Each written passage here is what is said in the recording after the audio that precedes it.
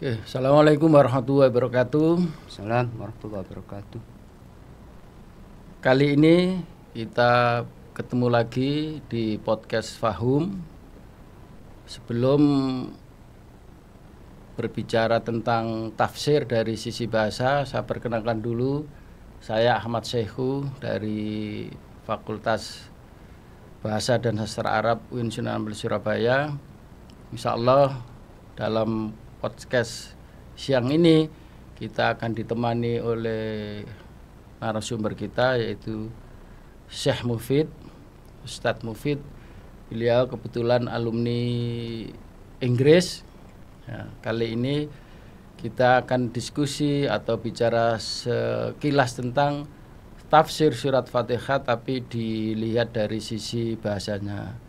Gimana kabarnya Ustadz Mufid? Alhamdulillah sehat. Sehat-sehat selalu.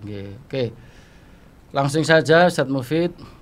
Bagaimana Ustadz atau Kiai Mufid memandang surat Fatihah ini dari sisi bahasanya? Monggo. Terima kasih. Bismillahirrahmanirrahim. Alhamdulillahirabbil alamin. Usolli wa usallimu ala sayyidina Muhammadin wa ala alihi wa sahbihi ajma'in. Amma ba'd saya tambahkan, saya juga alumni Langitan, Pondok Pesantren Langitan. Ya. Terima kasih Pak Syekhu atas waktunya. Kita akan belajar tentang analisis lisani, linguistik, al-lisan al-arabi al-mubin. Kali ini saya ingin membahas tentang beberapa kata dalam surat Al-Fatihah yang 7 ayat itu ya, sejak Bismillahirrahmanirrahim sampai waladdallin itu. Nah, mula-mula begini, dari terjemahan saya sering bertanya, terjemahan pada Bismillahirrahmanirrahim itu begini, dengan nama Allah yang Maha Pengasih lagi Maha Penyayang. Ar-Rahman diterjemah pengasih, Ar-Rahim diterjemah penyayang. Nah, apa beda pengasih dan penyayang? Saya belum pernah mendapatkan perbedaan dalam bahasa Indonesia ya. Nah, tapi dalam bahasa Arab bisa dijelaskan perbedaannya. Ar-Rahman dan Ar-Rahim itu sama-sama sighat mubalaghah. Rahmanun, fa'lanun, Rahimun, fa'ilun. Ya. Sama-sama sighat mubalaghah, tetapi secara praktik, secara fakta, arti beda dalam bahasa Arab. Kita cari sekarang Pak Syekhu kata-kata dalam bahasa Arab yang berwazan atau yang mengikuti kata fa'lanun. Juga nanti rahimun, fa'ilun ya. Misalnya rahmanun, padanan, kita cari kata lain yang seirama, sepersis dengan rahmanun. Itu ghadbanun, syab'anun, ya. Apalagi syaj'anun, atshanun, ya. Apalagi misalnya Ghufron, beda ya. Dhamma itu kan harus fathah awalnya. Ghufranaka, itu masdar bukan itu. Bukan mubalaghah ya. Nah, sighat normalnya kan rahimun. Dari madhi rahimerhamu, rahimun secara bahasa mestinya seperti itu Ustaz. Ketika tidak mubalaghah. Nah, mubalaghahnya bisa rahmanun, bisa rahimun. Masdarnya rahmatun kan? Rahimerhamu, rahmatun. Apakah karena ini hubungannya dengan ayat suci Al-Qur'an, hubungannya dengan Quran, apakah penggunaan atau diksi dari kata Rahman sama Rahim itu apa ada rahasia di balik itu, ya, Ustadz kira-kira? Ya. Apa kira-kira rahasianya? Beda gini. Tadi saya bilang kita cari yang sama dulu ya. Ghadbanun. Ghadbanun artinya marah besar. Syab'anun kenyang amat. Kenyang betulan, Kenyang betul. amat, iya. Atsyan amat haus. Amat haus. Kemudian contoh lain apa? Kaslan amat malas. Amat malas. Apalagi? Oke, sampai di situ dulu ya. Sekarang cari yang jauhan, pernah saya dengar jauhan, kata jauhan, betul. ya. Betul, jauhan. Amat lapar. lapar. Sekarang yang fa'ilun, rahimun. Kita cari misalnya faqihun, karimun. Apalagi? Alimun, Soghirun, soghirun, kabir, kabirun. Ya. Oke. Ghadbanun amat marah. Jau'anun amat lapar. Orang marah berapa lama Pak Syekhu? Bisa marah sebulan? Marah terus sejak pagi sore sampai pagi lagi? Sepertinya tidak. Tidak. Ya, tidak. Marah itu paling lama ya katakan sehari semalam.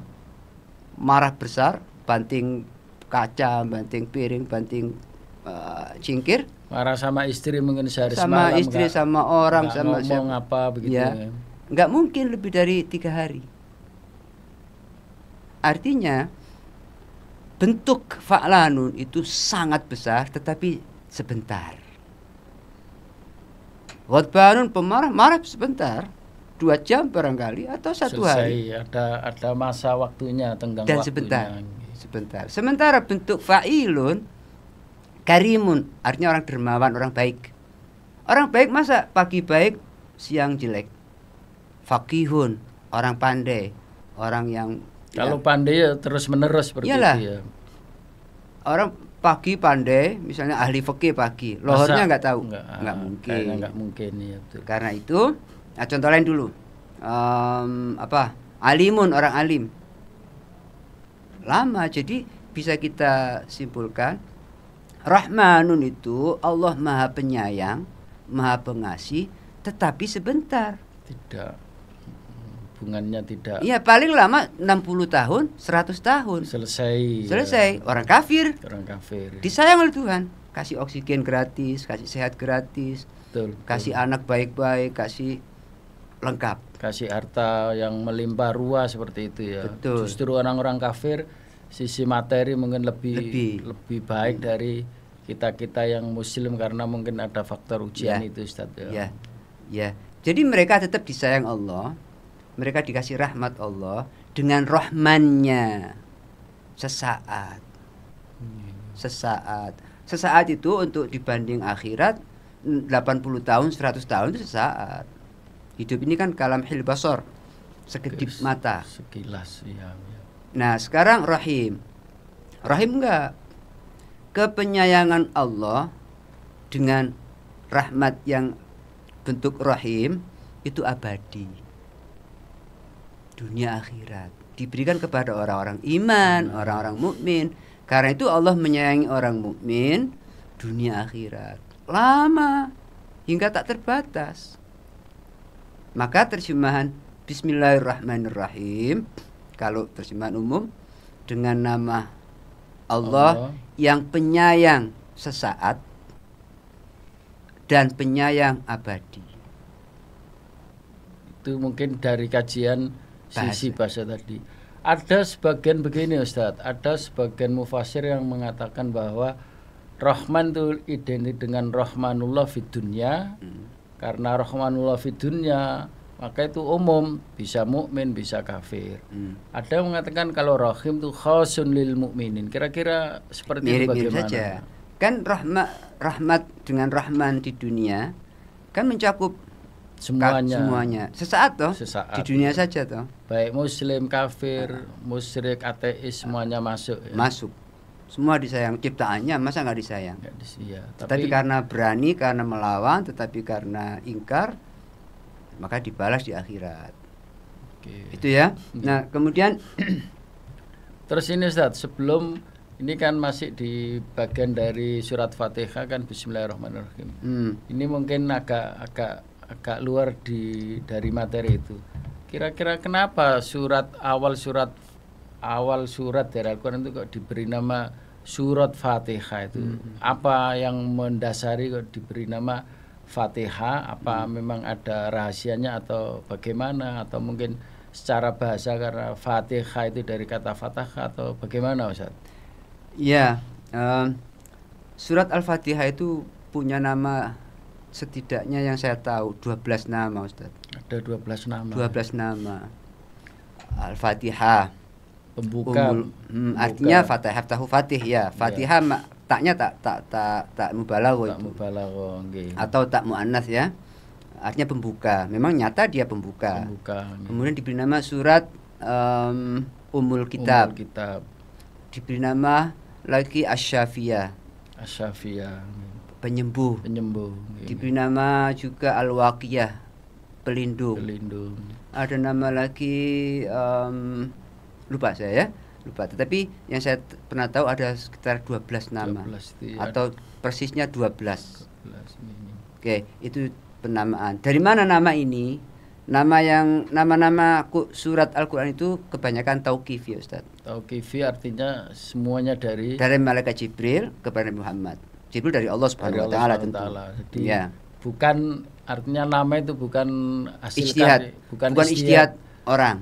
Bukan ijtihad Jibril, bukan ijtihad Nabi Muhammad, tapi itu semuanya dari Allah Subhanahu wa taala. Ya, setidaknya nama ya. Kalau lakob ada, karena beberapa surat itu diberi lakob. Nah, misalnya surat Asy-Syams itu ada yang memberi lakob An-Najm. Misalnya surat Ar-Rahman itu diberi lakob atau diberi julukan, diberi nama lain, diberi nama alias Arusul Quran. Ar-Rahman dilakobi, diberi gelar Arusul Quran. Ya, seperti itu. Oke, kembali ke arti ini saja. Ke Fatihah tadi. Ke Fatihah. Ke isi Fatihah. Kata isim, Bismillah. Selama ini saya dan banyak orang itu mengartikan isim itu nama. Bismillahi berarti dengan nama Allah. Dengan nama Allah. Saya pernah tahu dari Dr.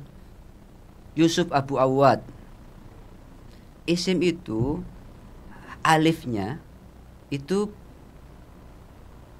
pertukaran dari wawu.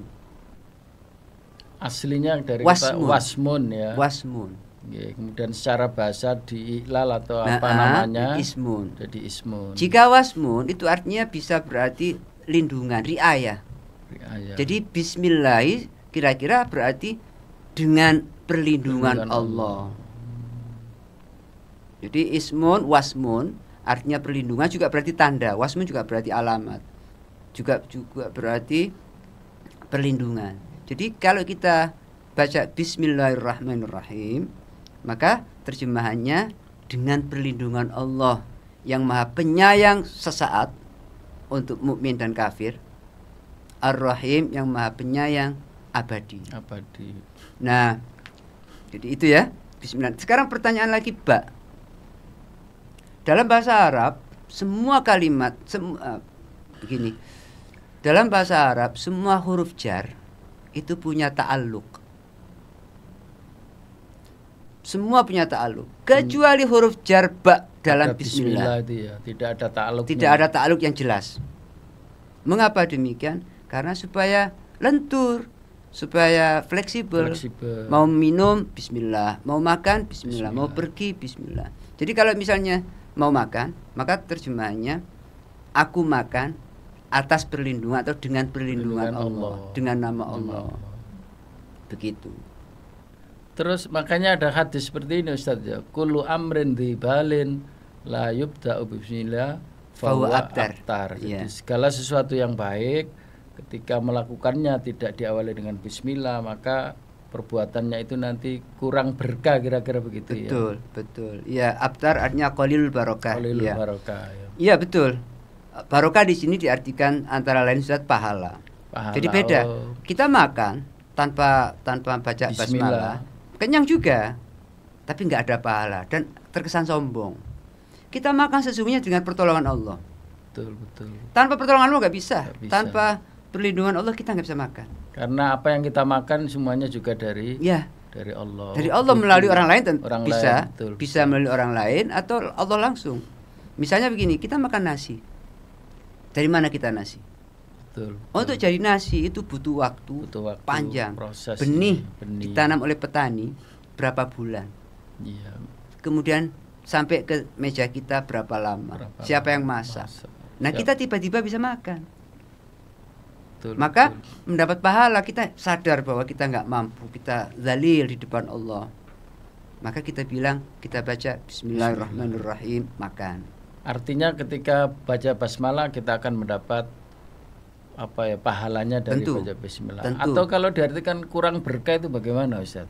Kalau sesuatu yang baik kemudian tidak diawali dengan basmalah, kurang berkah itu maksudnya bagaimana? Ini kira-kira saya nggak tahu persis ini ya, tapi dijelaskan oleh beberapa sarjana, beberapa kiai, kurang berkah itu karena setan terlibat, Ustaz. Oh, gitu. Setan terlibat. Ikut makan Tidak ikut makan ininya, tapi kita buat sombong, kita makan, akhirnya kita nggak punya adab. Nggak punya adab, betul. Ya, kita diganggu oleh setan. Betul. Makanya kita disunahkan, diperintahkan oleh Rasulullah untuk segala yang baik harus diawali itu ya. Bismillah itu ya. Ya.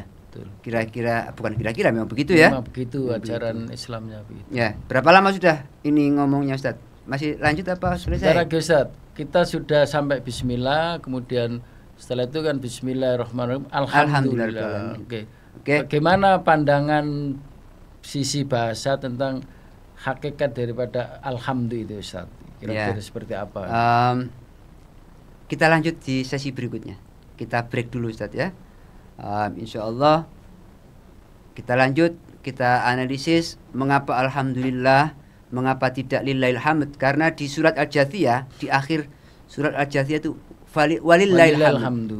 Takbir, Allahu Akbar, Allahu Akbar, Allahu Akbar, walillahil hamd. Nah, di Al-Fatihah enggak, alhamdulillah. Mengapa? Kemudian mengapa alhamdu? Mengapa tidak pakai fi'il? Mengapa tidak nahmadullah? Mengapa tidak pakai syukur? Tidak asyukurillah atau ashkurullah. Mengapa tidak usni atau sana? Mengapa tidak pakai madaha? Amdahullah misalnya. Kita akan jelaskan insyaallah pada sesi berikutnya. Kita break dulu nggih. Terima kasih Yai Mufid atas paparannya tentang sekilas tentang surat Fatihah. Mudah-mudahan bermanfaat dan insyaallah kita akan berjumpa lagi. Assalamualaikum warahmatullahi wabarakatuh. Assalamualaikum warahmatullahi wabarakatuh.